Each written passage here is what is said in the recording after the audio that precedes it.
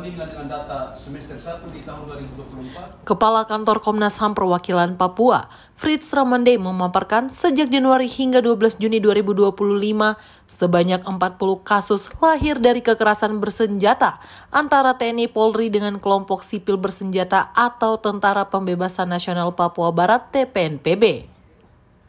Hal ini dikemukakan dalam konversi pers yang digelar Komnas HAM Perwakilan Papua di Kota Jayapura pada Minggu kemarin 15 Juni.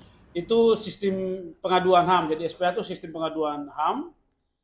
Dari tanggal 1 Januari sampai 12 Juni, itu Komnas HAM Perwakilan Papua mencatat sebanyak 40 kasus kekerasan yang terjadi di berbagai wilayah di tanah Papua.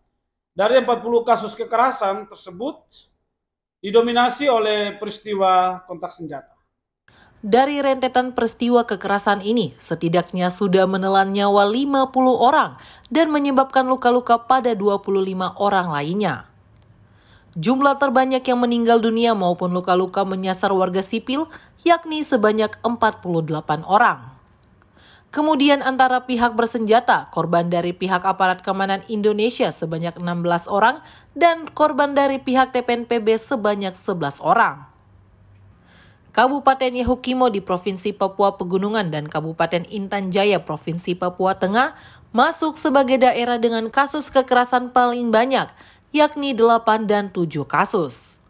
Kemudian Kabupaten Puncak Jaya Papua Tengah dan Kota Jayapura sebanyak 5 kasus, diikuti Kabupaten Puncak dan Jaya Wijaya sebanyak 3 kasus, dan Kabupaten Paniai dan Yalimo sebanyak 2 kasus.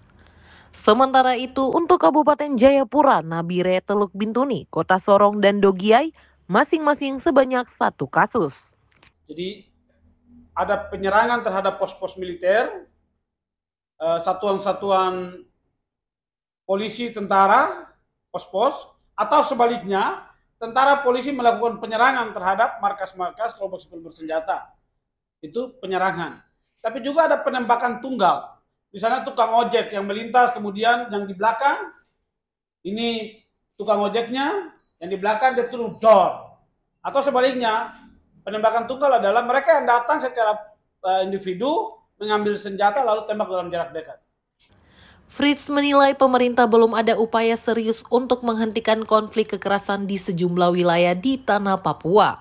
Menurut Frits, peningkatan kasus kekerasan bersenjata berkorelasi dengan penambahan kelompok-kelompok baru dari Satuan Tugas Tentara Nasional Indonesia melawan kelompok sipil bersenjata atau Tentara Pembebasan Nasional Papua Barat (TPNPB). Kehadiran sejumlah satuan tugas atau satgas atas nama operasi keamanan di tanah Papua berkontribusi pada pertumpahan korban yang semakin banyak dan meluas. Itu. Kekerasan ini seakan-akan kita membiarkan, warga sipil mati, aparat juga mati. Dan sampai sekarang tidak ada upaya untuk menghentikan ini. Yang adalah head to head. Kelompok sipil bersenjata semakin berkembang di seluruh provinsi. 6 provinsi punya kelompok sipil bersenjata. Waktu yang bersamaan, pemerintah menggerakkan TNI terutama. Itu. Dan kehadiran satgas-satgas ini membahayakan. Itu. Padahal sebenarnya TNI Polri sudah punya satu satgas yang mereka menamakan diri Satgas Damai Kartens. Nah, mestinya penegakan itu ada di Satgas Damai Kartens. Tapi yang terjadi adalah satgas-satgas TNI itu melakukan operasi sendiri-sendiri. Dan itu berbahaya. Operasi penegakan hukum itu perlu bersabar sedikit untuk mengidentifikasi. Karena kelompok sipil bersenjata dia tidak akan bertahan. Bertahun-tahun di hutan nggak bisa. Ini pasti dalam 2 minggu, 1 bulan dia akan turun. Nah, posisi itulah tindakan penegakan hukum. Itu supaya tidak membias. Ini banyak satgas datang, bikin operasi sendiri, membuat korban lebih banyak.